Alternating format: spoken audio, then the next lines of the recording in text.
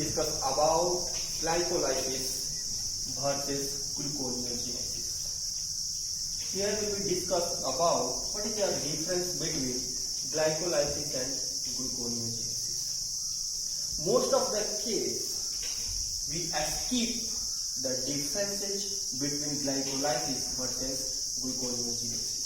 But here will be importantly discuss about glycolysis and gluconeogenesis. बहुत सारे cases में ऐसा होता है कि हम लोग इसके डिफरेंसेस को स्किप कर देते हैं या स्किप कर नहीं देते, एक्चुअली इसको अलग अलग स्टडीज की करते हैं, लेकिन जब बात डिफरेंसेस की आती है तो हम लोग कुछ मिस कर देते हैं। इसलिए आज हम लोग एक साथ दोनों की चर्चा करेंगे और ये देखेंगे कि इन दोनों के बीच का जो बेसिक डिफरेंस है वो क्या है। एक तरह से देखा जाए तो ग्लाइकोलाइसिस और ग्लूकोनियोजेनेसिस दोनों एक दूसरे का एक तरह से कहें तो एक रिवर्सल प्रोसेस है। ग्लाइकोलाइसिस में क्या होता है, सबसे पहला डिफरेंस हम लोग यहां पे देखें तो ग्लाइकोलाइसिस में 1 mole of glucose can form यहां से यहां पहला डिफरेंस अगर हम लोग देखें तो 1 mole of glucose form 2 mole of pyruvate 2 mole of pyruvate molecule. Okay, हम कैसे कर देते हैं 1 mole of glucose form 2 mole of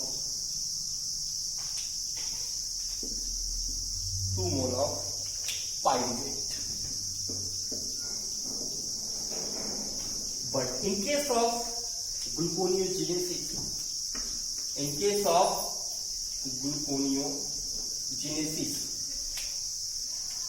2 mole of pyruvate form 1 mole of glucose. तो आप यहां पे अगर देखें तो सिंपली ये एक दूसरे का रिवर्सल प्रोसेस दिख रहा है, लेकिन ऐसा होता नहीं है। ये कंप्लीट रिवर्सल प्रोसेस नहीं होता है। इसकी चर्चा हम लोगों ने, मेरा एक वीडियो है आप देख सकते हैं इसी साइट पे, आप इसी चैनल पे, gluconeogenesis complete explanation of gluconeogenesis, उस प्रोसेस में आप देख सकते हैं। तो ये दोनों एक दूसरे का reversal process complete reversal process नहीं है, क्योंकि देखा जाए तो ग्लूकोज एक 10 स्टेप प्रोसेस है, 10 स्टेप में फाइनलाइज होता है, जिसमें ग्लूकोज से 2 मॉलिक्यूल ऑफ पाइरुवेट का जो है निर्माण होता है, जबकि पाइरुवेट से ग्लूकोज जो बनता है वो 11 स्टेप प्रोसेस है, यानी कि 11 स्टेप में जो होता है संपन्न होता है। 2 मॉलिक्यूल ऑफ पाइरुवेट से ग्लूकोज बनता है, यानी पाइरुवेट से ग्लूकोज का बनना जो होता है 11 स्टेप में संपन्न होता है। ये रिवर्सल, कंप्लीट रिवर्सल, इसको हम इसलिए नहीं बोल रहे हैं कि ग्लूकोज से पाइरुवेट बनना जो है उसमें 7 स्टेप ऐसे होते हैं जो रिवर्सिबल होते हैं, यानी कि दोनों में कॉमन होता है। आपको ग्लाइकोलाइसिस एंड ग्लूकोनियोजेनेसिस दोनों में कॉमन होते हैं 7 स्टेप, लेकिन 3 स्टेप ऐसे होते हैं जो इरिवर्सिबल होते हैं। वो स्टेप सिर्फ ग्लाइकोलाइसिस और ग्लूकोनियोजेनेसिस दोनों में डिफरेंट होते हैं, वहां पे अलग एंजाइम यूज होता है, इसलिए इसको हम लोग कंप्लीट रिवर्सल प्रोसेस नहीं कहते हैं। तो पहला डिफरेंस हम यहाँ पे देख सकते हैं, it's not a complete reversal process. Glycolysis and gluconeogenesis is not a complete reversal process of glycolysis. Okay, तो पहला डिफरेंस हमने यहाँ पे देखा कि ये जो glucose glycolysis process in which glucose converted into the 2 molecule of 2 mole of pyruvate, and in gluconeogenesis 2 mole of pyruvate converted into the glucose. दूसरा हम यहाँ पे डिफरेंस देख सकते हैं कि दोनों का साइट क्या है। तो अगर साइट की बात करें तो ग्लाइकोलाइसिस जो है वो साइटोसोल, प्रत्येक सेल के साइटोसोल ऑफ ऑल सेल्स, ये cytosol of all cell. Okay, ये पहला डिफरेंस हम लोगों ने यहां पे देखा। दूसरा डिफरेंस हम लोगों ने यहां पे देखा, तो दूसरा डिफरेंस ये हर एक सेल के, किसी भी सेल्स के सिर्फ साइटोसोल में होता है। आप यहां पे अंडरलाइन कर सकते हैं, किस और ऑल सेल्स, ये किसी भी सेल्स के सिर्फ साइटोसोल में होता है। लेकिन अगर ग्लूकोनियोजेनेसिस की हम लोग चर्चा करें, बेसिक डिफरेंस ये है कि ग्लूकोनियोजेनेसिस जो है वो साइटोसोल और most of the cases cytosol में ही होता है, लेकिन माइटोकॉन्ड्रिया में भी होता है और सिर्फ liver cells and cortical cells of kidney दो जगह ही होता है। हम लोग देखेंगे क्यों ऐसा होता है, लेकिन यहां पे हम सबसे पहले ये देखते हैं कि ये सिर्फ साइटोसोल में होता है और ये होता है आपको साइटोसोल या mitochondria of liver cells and, आप यहां लिख सकते हैं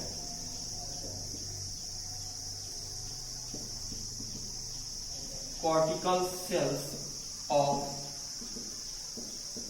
किडनी।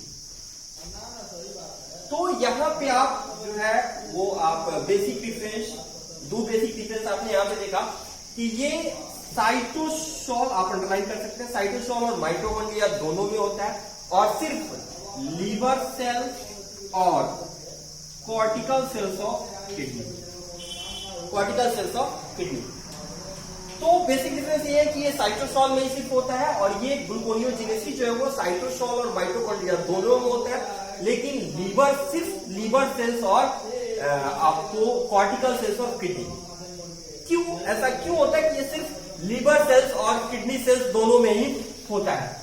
ये आइडिया इसलिए हम लोग बोल रहे हैं कि जो आपका ग्लूकोनियोजेनेसिस प्रोसेस में उसमें जो लास्ट एक स्टेप होता है जहां पे ग्लूकोज 6 से ग्लूकोज का फॉर्मेशन होता है, ग्लूकोनियोजेनेसिस प्रोसेस में एक लास्ट स्टेप होता है जहां पे ग्लूकोज 6 फॉस्फेट से ग्लूकोज का फॉर्मेशन होता है इन दी प्रेजेंस ऑफ, यहां पे हम आप शो कर सकते हैं ग्लूकोज 6 फॉस्फेट से ग्लूकोज का फॉर्मेशन होता है।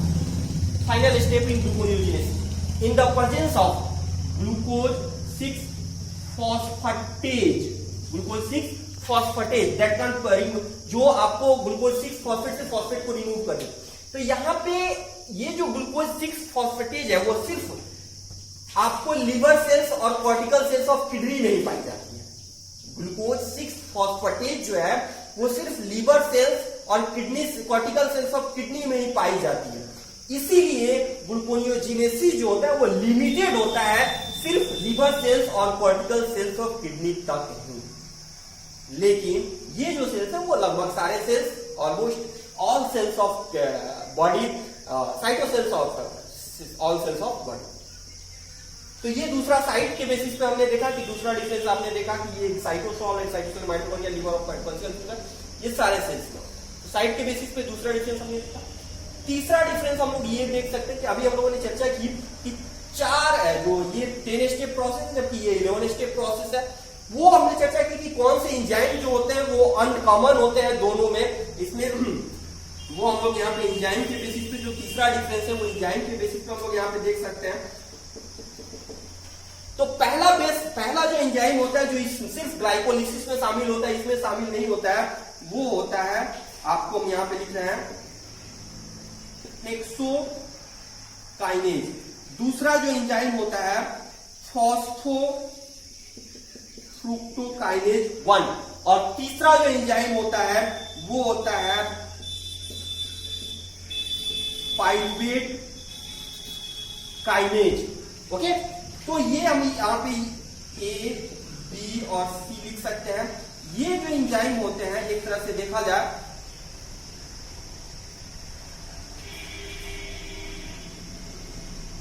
ये सिर्फ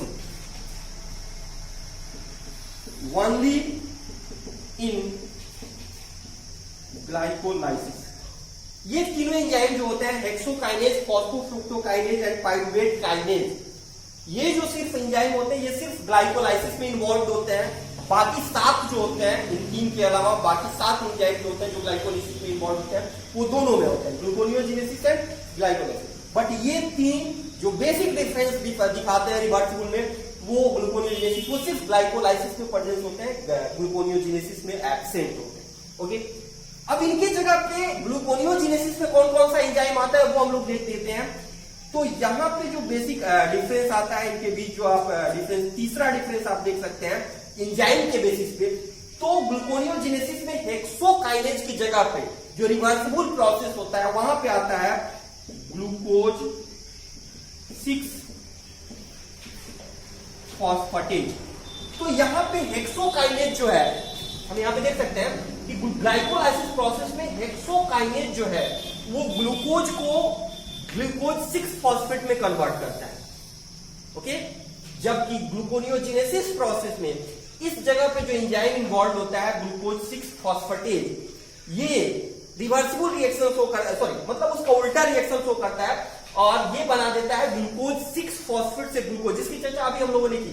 और यही एंजाइम के अदर सेल्स में एब्सेंट होने के कारण ये सिर्फ और सिर्फ प्रेजेंट होता है लिवर सेल्स और कॉर्टिकल सेल्स ऑफ किडनी।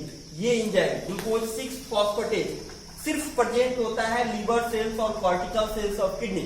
इसी के कारण gluconeogenesis in our body limited in liver cells and cortical cells of kidney, इसीलिए ये बाकी सेल्स में एब्सेंट होता है। इसीलिए जो ग्लूकोनियोजेनेसिस प्रोसेस होता है वो सिर्फ लिमिटेड होता है liver cells and cortical cells of kidney तक।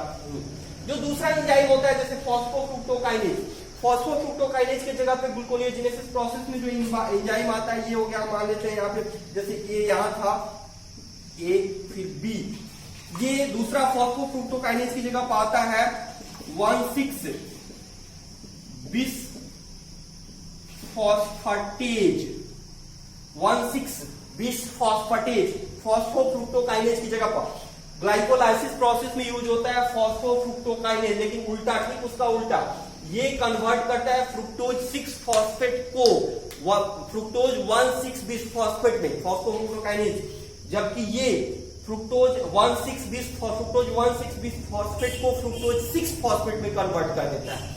इसका एंजाइम हमने बताया कि 1,6 बिस फॉस्फेटेज। तीसरा जो एंजाइम है यहां पे पाइरुवेट काइनेज, सी। तो पाइरुवेट काइनेज जो है ये फॉस्फोइनॉल पाइरुवेट को पाइरुवेट में कन्वर्ट कर देता है by the using of ATP. Pyruvate kinase को पाइरुवेट में कन्वर्ट कर देता है। ओके, जबकि यहां पे जो आपका जो एंजाइम है यहां पे, तो अगर इसकी हम लोग चर्चा करें पाइरुवेट काइनेज की, तो हमने कहा कि ये इसकी हम लोग चर्चा करें तो यहां पर हम लोग देख सकते हैं ये क्या करता है, ये फॉस्फोइनॉल पाइरुवेट को कन्वर्ट कर देता है पाइरुवेट में, final reaction in the glycolysis process. लेकिन यहां पे जो रिएक्शन होगा वो होगा पाइरुवेट से फॉस्फोइनॉल पाइरुवेट का बनना।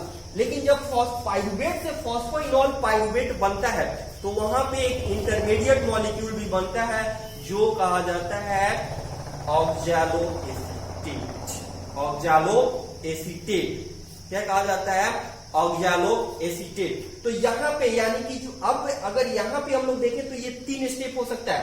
सबसे पहला पाइरुवेट से ऑक्सैलो एसीटेट का बनना, और फिर ऑक्सैलो एसीटेट से फॉस्फोइनॉल पाइरुवेट का बनना। अगर इस रिएक्शन की तरफ देखें तो ग्लूकोनियोजेनेसिस प्रोसेस में यहां पे उल्टा होगा, यानी कि पाइरुवेट से फॉस्फोइनॉल पाइरुवेट बनेगा।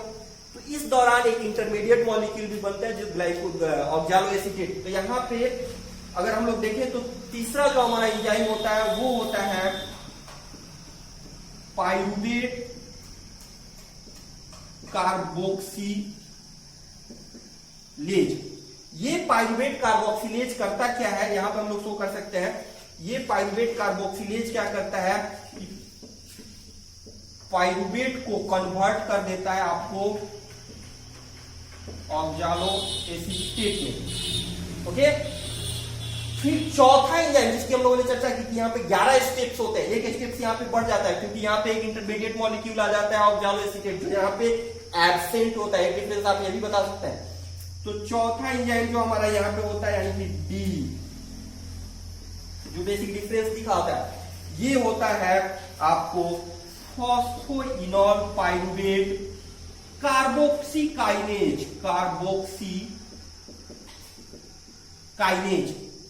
ये क्या करता है, ये कर देता क्या है, यहां पे हम देख सकते हैं, ये ऑक्सैलो एसीटेट को कन्वर्ट कर देता है फॉस्फोइनॉल पाइरुवेट में। तो यहां पे हमने देखा कि यहां पे सिर्फ एक प्रोसेस है जो पाइरुवेट काइनेज के प्रेजेंस में फॉस्फोइनॉल पाइरुवेट से पाइरुवेट बन रहा है। लेकिन यहाँ पाइरुवेट से फॉस्फोइनॉल पाइरुवेट बनने में एक इंटरमीडिएट मॉलिक्यूल आ रहा है ऑक्सैलो एसीटेट। यहाँ पे दो एंजाइम इन्वॉल्व है, यहाँ पे एक की जगह पे यहाँ पे दो एंजाइम आ रहा है। Pyruvate carboxylase converted pyruvate molecule into oxaloacetate and phosphoenolpyruvate carboxykinase convert oxaloacetate into phosphoenolpyruvate. तो यहाँ पे आपने देखा तो ये चार जो एंजाइम है ये सिर्फ और सिर्फ ग्लूकोनियोजेनेसिस प्रोसेस में इन्वॉल्व होता है, ग्लाइकोलिसिस प्रोसेस में ये एब्सेंट होता है। ओके, तो यही हमने आपको बताया कि ये चार यहाँ पे सिर्फ जो डिफरेंस होते हैं यहाँ पे। तो तीसरा डिफरेंस आपने देखा on the basis of enzyme. पांचवा जो डिफरेंस आप देख सकते हैं on the basis of energy. अगर एनर्जी की बेसिस पे देखें तो आपका ग्लाइकोलिसिस प्रोसेस जो होता है वो एनर्जी लिबरेटेड प्रोसेस होता है, यानी कि ग्लूकोज से पाइरुवेट बनने में एनर्जी लिबरेट होता है, सेल्स को एनर्जी मिलती है, 2 molecule of ATP and 2 molecule of NADH। बल्कि ग्लूकोनियोजेनेसिस प्रोसेस जो होता है वो एक एक्सपेंसिव प्रोसेस होता है। क्या होता है? एक्सपेंसिव प्रोसेस होता है। एक्सपेंसिव प्रोसेस की बेसिस पे हम देखें तो ये एनर्जी से पहले हम लोग, चूंकि यहाँ पे हम लोग एंजाइम की बात किए हैं, तो देख लेते हैं कि इनके इनहिबिटर्स क्या क्या हो सकते हैं। तो अगर इनहिबिटर्स के बेसिस पे हम लोग देखें तो चौथा डिफरेंस हम लोग देख सकते हैं यहाँ पे। चौथा डिफरेंस हम लोग यहाँ पे देख सकते हैं, फिर हम लोग चर्चा करेंगे एनर्जी की। चौथा डिफरेंस हम लोग यहाँ पे देख सकते हैं कि यहाँ पे जो ग्लाइकोलिसिस प्रोसेस में, चूंकि दोनों एक दूसरे के हमने कहा कि रिवर्सिबल है लेकिन कंप्लीट रिवर्सिबल नहीं है, फिर भी ग्लाइकोलिसिस प्रोसेस में जो मॉलिक्यूल इनहिबिटर का काम करते हैं वही मॉलिक्यूल यहाँ पे इंड्यूसर का काम करते हैं। कौन कौन से यहाँ पे देख सकते हैं। ये छोटी छोटी बातें जो हम लोग स्किप कर देते हैं, लेकिन ये अगर देखा जाए तो 4 नंबर के क्वेश्चन के लिए सबसे इंपॉर्टेंट होती हैं और वहां पे आप लोग छोड़ के चले आते हैं। तो यहाँ पे हम लोग देखते हैं कि कौन कौन सा मॉलिक्यूल यहाँ पे ग्लाइकोलिसिस में इनहिबिटर होता है, जबकि ग्लूकोनियोजेनेसिस प्रोसेस में वो इंड्यूसर होता है। यहाँ पे हम लोग देखते हैं पहला मॉलिक्यूल जो आता है वो आता है आपका, यहाँ पे हम लोग देख सकते हैं ग्लूकोज 6 फॉस्फेट। ग्लूकोज 6 फॉस्फेट यहाँ पे हम बताते चल रहे हैं। ग्लूकोज 6 फॉस्फेट जो होता है वो हेक्सोकाइनेज के लिए एलोस्टेरिक इनहिबिटर का काम करता है। ग्लूकोज 6 फॉस्फेट जो होता है वो हेक्सोकाइनेज के लिए इनहिबिटर का काम करता है। उसके बाद आता है आपका साइट्रेट और fructose 2,6 bisphosphate. Citrate glucose 6 phosphate हमने बताया कि काम करता है, यहाँ पे आप लिख सकते हैं ग्लूकोज 6 फॉस्फेट जो होता है वो इनहिबिटर काम करता है हेक्सोकाइनेज का, जबकि साइट्रेट और फ्रुक्टोज 2,6 बिसफॉस्फेट ये इनहिबिट करता है फॉस्फोफ्रुक्टोकाइनेज 1 को इनहिबिट करता है। क्या करता है? इनहिबिट करता है।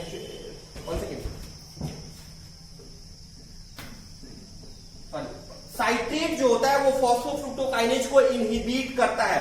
फॉस्फोफ्रुक्टोकाइनेज को क्या करता है? इनहिबिट करता है। जबकि पाइरुवेट काइनेज को इनहिबिट जो करता है वो करता है आपको, पाइरुवेट काइनेज को जो इनहिबिट करता है वो करता है एसिटाइल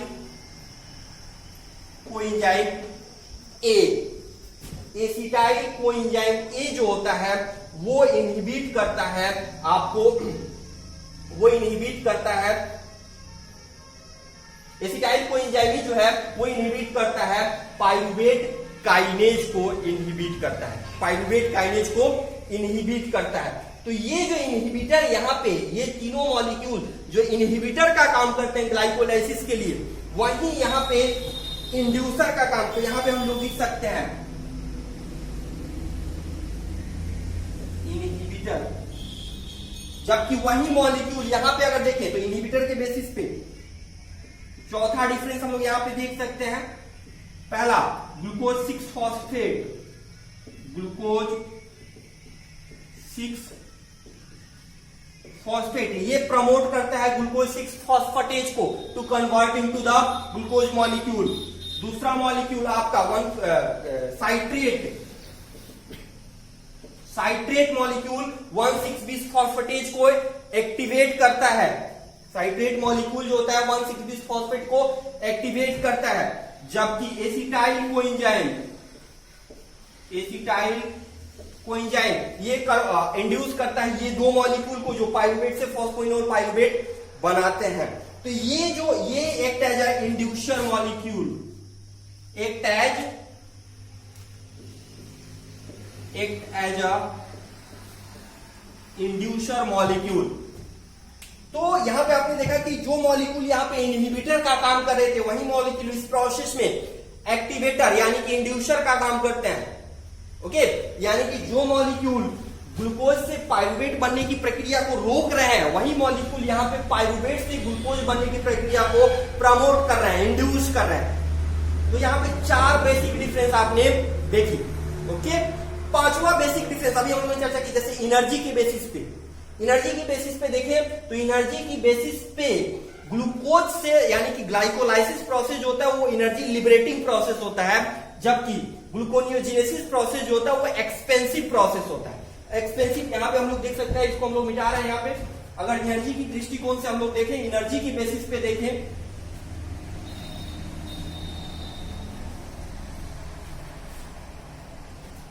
यहां पे हम लोग देखें जो 5वां डिफरेंस हमारा है वो होता है यहां पे 2 ATP और 2 NADH जो होते हैं वो लिबरेट होते हैं। यहां पे जेनेरेटेड, जबकि यहां पे अगर हम लोग देखें तो 2 ATP 2 GTP और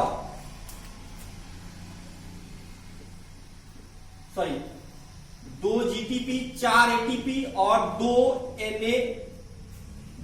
NADH जो होते हैं, 2 NADH ये जो होते हैं इस प्रक्रिया में लॉस होते हैं, इनका लॉस हो जाता है। तो अगर इस दृष्टिकोण से देखा जाए तो ग्लूकोनियोजेनेसिस प्रोसेस जो होता है वो एनर्जेटिकली एक्सपेंसिव होता है। यहां पे आप देख रहे हैं कि 2 ATP और 2 NADH बना, लेकिन यहां पे 2 NADH भी गायब हो गया और 4 ATP गायब हो गया। यानी कि देखा जाए तो 2 GTP और 2 ATP ज्यादा लग रहा है ना। तो बना कुछ, तो अगर दोनों, इसीलिए सेल्स ऐसे अपने आप को एडॉप्ट करता है कि जब ग्लाइकोलिसिस हो रहा हो तब ग्लूकोनियोजेनेसिस नहीं होता है, और जब ग्लूकोनियोजेनेसिस होता है तब ग्लाइकोलिसिस नहीं होता है। क्योंकि अगर दोनों साइमल्टेनियसली ऑपरेट होने लगे सेल्स में, तो सेल्स को फायदा होने की बजाय नुकसान होगा। क्योंकि अगर मान लीजिए कि दोनों एक साथ हो रहे हैं, ग्लाइकोलिसिस हो रहा है तो ग्लूकोज से पाइरुवेट तो बन जाएगा, और उसी दौरान ग्लूकोनियोजेनेसिस भी हो रहा है तो उसी पाइरुवेट से ग्लूकोज बन जाएगा। तो सेल्स को फायदा कुछ नहीं हुआ, लेकिन सेल्स लॉस क्या कर दिया, उसने 2 GTP और 2 ATP का लॉस, 2 GTP और 2 ATP का लॉस भी हो। तो ग्लूकोनियोजेनेसिस एक तरह से एक्सपेंसिव प्रोसेस है। तो ये तभी ऑपरेट होता है जब ब्लड ग्लूकोज लेवल लॉस हो जाता है, ऑस्मो रेगुलरिटी जो होती है मेंटेन करनी होती है ब्लड को, तभी ग्लूकोनियोजेनेसिस प्रोसेस जो होता है देखा जाता है, जिसमें नॉन कार्बोहाइड्रेट प्रिकर्सर मॉलिक्यूल्स शामिल होते हैं। तो ये 5 बेसिक डिफरेंस हमने आपको बताई, जो यहां पे अगर देखा जाए तो आपके CSIR या ICMR के ऑब्जेक्टिव पॉइंट ऑफ व्यू से सबसे इंपॉर्टेंट है यहां पे। तो ये तो हमने एक चीज चर्चा की, अभी हमने यहाँ पे डिफरेंस के बारे में नहीं बताई, लेकिन आप बता सकते हैं कि अगर ग्लूकोनियोजेनेसिस की बात करें तो यहाँ पे एक इंटरमीडिएट जो मॉलिक्यूल होता है ऑक्सैलो एसीटेट बनता है। हमने यहाँ पे लिखा नहीं है, आप ध्यान रखेंगे, ऑक्सैलो एसीटेट बनता है, लेकिन यहाँ पे ऑक्सैलो एसीटेट जो होता है एब्सेंट होता है, लेकिन यहाँ पे इंटरमीडिएट मॉलिक्यूल के रूप में ऑक्सैलो एसीटेट भी बनता है। तो ये बेसिक डिफरेंस है जो आपको ग्लाइकोलिसिस और ग्लूकोनियोजेनेसिस में। तो आई थिंक आपने ये वीडियो एंजॉय किया होगा और आपको अच्छा लगा होगा। आगे और भी वीडियो देखने के लिए और जानने के लिए इस चैनल को सब्सक्राइब करें, लाइक करें और बेल आइकन को दबाएं, ताकि हमारा वीडियो आप तक सबसे पहले